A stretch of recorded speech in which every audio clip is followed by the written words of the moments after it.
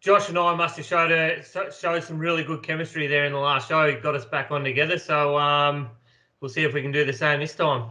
There is no doubt it was by popular demand that you were brought back together. Could be the next maths couple. Hello and welcome once again to my favourite 20 minutes of the week. It's the Burning Questions, and we've got a new cast. In fact, I think these two boys have been together before, but I wasn't present and accounted for at that stage. Later in the show, this is sponsored by Hip Pocket Workwear. We're going to discuss David Aiken's immaculate handwriting. That's later, so stick with us for the next 20 minutes. How are you going, Josh? Yeah, good. Thanks, Jace. Going well, mate. We're going to have to ask you some pretty hard questions about that Blacks Are Fake free-for-all, and we expect transparency and honesty in all regards. So this is going to be a difficult show, and we're going to ask a tough question of you too, Mick Stanley, about Soho Broadway. We've just had a brief off-air chat about it, so I'm pretty sure I know what you're going to say, but we expect honesty, but I think we're going to get it from you as well. Yeah, afternoon, guys. Well, you always got to be upfront and honest, don't you? And Josh and I must have showed some really good chemistry there in the last show. It got us back on together, so we'll see if we can do the same this time. There is no doubt it was by popular demand that you were brought back together. Could be the next maths couple. Right, Skeeter, how are you? Nikkita Ross. Good, thank you, Bon. Looking forward to answering another few very important questions ahead of the weekend's racing. All right, the first important question we're going to address on the Burning Question, sponsored by Hip Pocket Workwear. I'll get to my little advertorial a bit later. We have to go to you first here, Michael Stanley. Soho Broadway, we saw, we call it now the Santa Casa Beach. Handing up in a race where you think your main danger might be on your back. That was a Matty Craven trained horse on that occasion. You've got another Matty Craven trained horse on your back in race 2 on the card, Soho Broadway. If LTR is removed as emergency, looks the likely leader, but you have the option to shuffle Helgart back 3 back the poles. What are you going to do? Yeah, I think we'll just lead anyway, Jace, because I think Broadway herself, she's led in all her wins to date so far. So we know that she's a good leader and she fights them off in front. So just for that simple fact, I think that we would adopt the same tactics. But look, I look back on it and we just spoke, as you said, we spoke briefly before. Santa Casa Beach, it was nearly his undoing in that race handing up. Crime Rider nearly got him. He beat him for speed because the race probably wasn't run to suit. They went slow and it took him a little while to work into his rhythm. And he got the result. But I think last week when he led, he was way more impressive than what he was with the trail. So, yeah, he got the result in the end, but it probably, the tactics didn't suit the horse to his racing pattern, really. So sometimes if you do that and they go slow, will my filly wind up quick enough to win the race herself? So maybe what I would do is maybe set a stronger tempo from the 800 and have the horse on my back chasing me and try and take a bit of sting out so they're not there sitting up at the top of the lane ready to use their speed. You're known as such a conservative driver. I understand why people thought you just hand up meekly, Mick, but it turns out you're going to be aggressive this week. It's magnificent to see your versatility. Josh, we've really got the answer already. I guess the only question I can ask you is, what would you do in exactly the same situation? No, I think you talk to most drivers, and if you get the chance to lead over the short at Melton, you definitely roll your arm and lead. If you're good enough to win, you generally win. Given the opportunity to lead, especially the short, it's just such a good posse to be in. But Mick's driven in front of this track plenty of times. I don't think he's handed up to many people. It's probably the anomaly, but I think she'll take some beating given those circumstances. I'm pretty happy about the situation because my best bet on the night is Helgart, and I was going to have to change on the run if Mick told us something different here. You're pretty confident, Skeeter, that this is what is going to happen. The question is, again, we're not drivers and we don't know what we do if we were out there and wouldn't have the capacity probably if we were. But what would you do in the same situation? And do you think Soho Broadway can lead and win? Yeah, I think she can. And I think clearly the main danger is Helgart, and whether Helgart can out-sprint her, basically, is the question. We saw them clash a couple of weeks ago and slightly different circumstances. Helgart was back a little bit further and she chased but just couldn't quite get to her. But Mick did say to us earlier that, you know, sometimes horses, while they're still developing and young in their career, and Soho Broadway is one of those, can wait for horses a little bit when they're out in front by themselves. So, look, I think they're definitely, they look the Quinella in the race, they look to run 1-2. They'll be probably, by the sounds of it, leader behind leader, and that looks, you're likely 1-2. All right, let's move on to the next question about Illawong Stardust. That matriarch trot looks one hell of a race. It's going to be an absolute pearler. I'm of the belief with Illawong Stardust that maybe it's going to be tough to step straight into this elite class and win, but she's very short in current markets. Josh Aiken currently sporting the full Gutty, which I personally appreciate more than just the Muzzy. What do you think about Illawong Stardust? Can she step straight into this grade and win? I really like her, and she's sort of bred to be a good horse. We had a great affiliation with Spider Girl, and they're just tough, you know, take no prisoner type horses. And I was really impressed with the win on the weekend and also the run before. If you go and watch that stand start race and you pause at the 2,000 metre mark, she probably spots him 100 metres and gets beaten, you know, a couple of lengths. So I think she got a lot of bottom. What she does have is she has the advantage of the draw, and she may be able to sneak a little bit of an advantage at the start and get the better ones chasing. But, you know, those top 2 or 3 mares in that race, I'd take any of them home. They're all pretty nice. I think I'll take anything in the race, basically, on there. It's an incredibly strong race. Skeeter, I've got no doubt she'll measure up eventually. We've spoken, certainly with the paces recently, about young horses going into this grade. I know it's a 4- and 5-year-old race, but she's had less experience at that top level than a few others. What are your thoughts? Yeah, look, I thought she was a little bit too short, Bon, just jumping up to this level. It is such a deep race with mares that are racing in such great form at the moment, and she's just not quite foolproof at the moment, is she? We saw Brian Gath was off the gate a little bit last week, even drawn off the second row just to make sure she was comfortable, and there is a bit of speed on that front row too, so if a few of the horses burn out at the start and she loses her rhythm a little bit, I just am not 100% confident at that price, but there's no doubt she's a very, very exciting filly, and she's going to measure up, but I just think she might need a little bit more time, and yeah, I probably couldn't have her as favourite this weekend. Can't believe we agree. I mean, we're so often at loggerheads. Can't believe we agree, Skeeter. Mick, your thoughts, brother? Yeah, I've got no question that in time that Illawong Stardust will measure up with the better ones, whether it's this week or not. You know, I think we've said in the past, horses don't come 3 wide solo before the winning post and win. And she done it last week, and she did have a decent horse on her back. So there's no question she has the talent and she will measure up. Yeah, whether it's this week, this early against the likes of Kiang Lavana, who was awesome first up. Pink Galaz has now had a run under her belt, and I saw her live at the trials before that, and she was impressive. So she's going to be better for the run. So, yeah, like we said, whether she measures up this week, I think she will in the long run. But I'm sort of with everyone else. I'm not too sure whether she will this week against the likes of Kiang Lavana and Pink Galaz. Who's the beanie supporting, by the way, Mick? It's MND, so it's not this year's. I haven't got round to Coles just yet, but always like to support good causes like that. Magnificent stuff. Now, I've been asked to do more live reads here at SEN because of my work doing this sponsorship segment for Burning Questions. So just take a moment. Here's a word from our sponsors yet again. There are more than 45 stores across Australia using national buying power. Hip Pocket Workwear and Safety's locally owned stores have a unique place in the safety workwear, corporate clothing and protective equipment market. Concentrate, Josh. This is an important bit of the show. From the work site to the office, hospitality, healthcare, sports uniforms, corporate wear and embroidery. We're all into our embroidery. Hip Pocket Workwear and Safety have you covered. So make sure you get involved with Hip Pocket Workwear. The clothes coming very soon.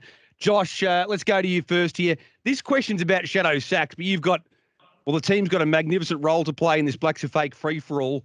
We've seen Shadow Sax go great its last couple of starts. Are you expecting him to be driven like the really top-quality horse he once was?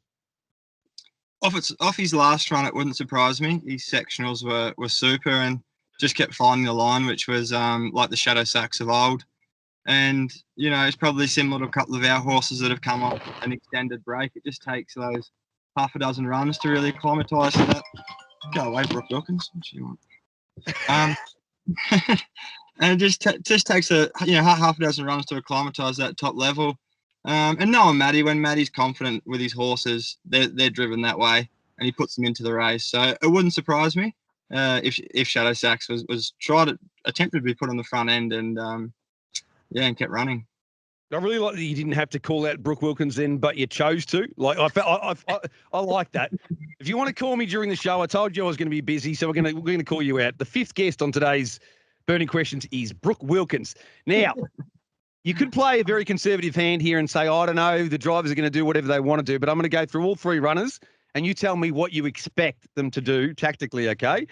Malcolm's Rhythm. Who's my top tip in the race?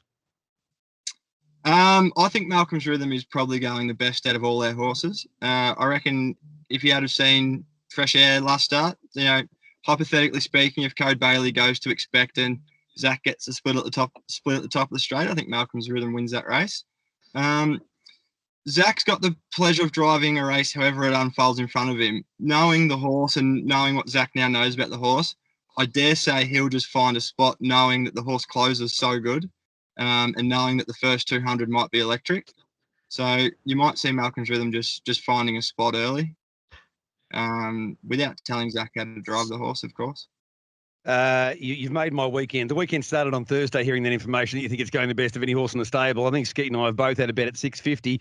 Serletic. Now, we know that maybe if Shadow Sax wants to run the gate, there's a possibility here that Serletic can use his unbelievable gate speed to make life very hard, but I think we're all on the same page that he's probably best driven off the speed. What's he likely to do on Saturday night? No, I'll be snagging back looking for a helmet.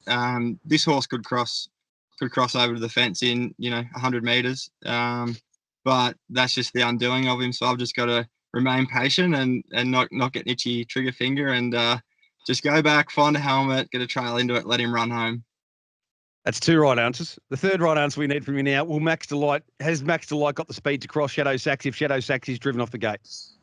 I'd say if I was driving him, it'd be a bit of a iffy one. You'd probably and but you've got the Puppet Man on, so I think if Puppy wants to light that horse up and get to the fence, he'll do it with ease. But that's completely up to Puppet what he wants to do. So, but you've just seen the way Todd McCarthy's crossed really fast horses on Max Delight. I tried to do it and couldn't do it, but I'm not Todd McCarthy or Chris Alford. But yeah, if Puppet wants to light him up, you'd expect that his first 200 is electric. We'll stick to the Shadow Sax part of the argument here, Mick. Do you think he's going to be driven like a good horse, or are they going to stay being a little bit conservative with him, knowing the issues that he's had? I'm just going to stick up for Josh for a minute with his gate speed. He did get Hector JJ out in 24-something one night at Menangle, so don't sell yourself short, mate. I've seen you light him up plenty of times. So I reckon Mum would get Hector JJ off the gate, though. I think he will be driven like a good horse because he's had a couple of runs back from a spell and he hit the line really well last week. I was sort of a little bit... I'd say he didn't look comfortable in his gear still, Shadow Sax. So I think when he gets to the fence now with a good draw, he does excel in front. We know that he excels in front. So I've got no question that with the way he hit the line that they'll drive him very confidently this week. So whether he can win doing that, at this stage of his career with the injuries and that he's had against horses that are in form like Max Delight and Malcolm's Rhythm, and so it's not an overly big race, but it's a really good race, this one, isn't it? So yeah, it'd be interesting to see what the Puppet does with Max Delight, because if he does send him out early and get to the front, well, that'll really set it up for the Aiken team, really. So if Shadow Sax walks to the front, tactically mid-race, it's going to be interesting to watch. It's going to be an intriguing race. I tend to agree. I think if not now, when he's racing really well, Shadow Sax, if you're going to be conservative when you've got the good draw, you wonder when they ever would use him again. So I suspect he will be driven confidently, Skeeter. Yeah, look, I like my fun facts. This is the first time that the horse has drawn the front row in 11 starts, and we know he's had a long time off with injury. I don't think it will be a lead at all costs kind of scenario. If they've got Max Delight flying, outside him, I think he'd be probably pretty happy to take the trail behind Max Delight, knowing that he's going to get you into the race. So, look, I don't think they're going out there to break any records and make sure they hold the front, but I expect that they will be trying to cross Van Danter and from there, look to drive him pretty confidently. I can't see I'm getting overly excited as my phone wants to talk to me. It just tells you how good I am with technology. The laptop blew up last night. Now, I'm not overly excited about this question, but we do 4 questions on the burning questions. Enhance your calm. Had one run back from a break now with Nathan Purden. Is he going to fulfil that enormous early potential he had in New Zealand, a 2-time Group 1 winner early on? Skeeter. Look, I don't think we've seen enough yet to say that, Bon. There's a fair bit of depth in the trotting ranks at the moment, I think. And yes, he did have that massive boom on him as a juvenile, but he probably just hasn't taken that next step. We saw him in the 4-year-old Futurity Series last year, and he was sort of well beaten there behind Always Ready, Majestuoso. So, look, I don't think he's just going to come out and go straight through his grades and be taking on the best free-for-allers, in the next few starts. However, this does look his race on Saturday night, I think. I think he wins, Mick, but I'm going to reserve judgment in terms of whether he's going to fulfil that potential. I'm not sure there's that many signs of it yet. I'll wait a little while, I think. Yeah, I don't think he will fulfil the potential myself. In saying that, obviously he's going to be a really nice horse, and you would think he would want to win this race, for fun, because it's not an overly strong trot race.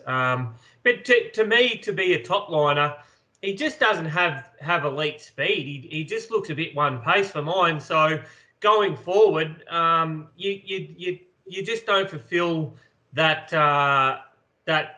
as you said, the reputation and that to win a Group 1. I think you need elite speed, and for mine, he just doesn't have it. Well, you look at the top class trotters, and it's only mares going around 4 and 5-year-old level, Josh, and the quality of those horses and how good you have to be these days to compete in top level trot races. He's got a long way to go. I expect he'll be winning Saturday night, though. I don't think that should be much of an issue. No, for sure. It definitely looks his race on Saturday, but the thing Nathan has on his side is the horse is only a 64 rating, and he'll be able to place him and at least sort of give him some runs and, sort of get him, grounded for that metropolitan racing. So he's not on a high grade. It's not like he's in the deep end straight away. He's going to be able to pick off some cheap races and sort of maybe get some confidence up before hitting those better horses. All right, Josh, you're sitting in the place that I normally sit in cars, the passenger seat. You tell me who your best bet of the night is, please, mate. Best bet of the night. I was really impressed with Kang Lavana. I think she's going places, and I'd say she's my best bet of the night. Yeah, she's going to be very hard to beat. She's my top tip. It's such a high quality race. Mick, you've got a very strong record here. We don't want to go through 2 or 3 losing tips from you because you've started a blaze. Who have you got as your best? Well, I'm not tipping Soho Broadway because I'm hoping that you just keep throwing Hellgut out there like you did with It's a Major Surprise 2 weeks ago, and Soho Broadway can get the drift with a bit of luck. So keep doing your best work there. I'm going to go with too nice to each other for too long. I think the lead team will have a really good night. I think Highway to Heaven will lead and be hard to beat in its race. Yeah, I'd agree with that. I think that's a 2-horse race with Torrid Saint. Should it have won last night? Yeah, definitely should have won. Skeeter, who's your best of the night? Yeah, well, my absolute moral, you marked $1.20, so I'm not going to make any friends by saying that Runaway Celebrity wins, but that does look likely. So I'm with Kiyang Lavana as well because, I was so impressed by her first up run, and I think she will only get better from that. So it's a really, really good race, but I really like Kiyang Lavana. All right, I'm going Hellgut. I think everyone knows that at this point. I think Soho Broadway, well, I believe in Mick. I trust in Mick, and he's giving me a whack there. But I trusted him to lead, and Hellgut should be able to run by. Admittedly, this is how things can change. When she won 3 starts back, I had to be resuscitated. I thought she had no possible chance. 3 runs later, I'm making her my best bet of the night. So that's how much of a two-faced person I can be. Mick, thanks very much for joining us, mate. We'll talk to you again soon. Or should I say Jen Brown? No, it's definitely you. Thanks for joining us, mate. No worries at all. Thanks for having me. Good on you, Josh. Good luck Saturday night, brother. Cheers, mate. Always a pleasure.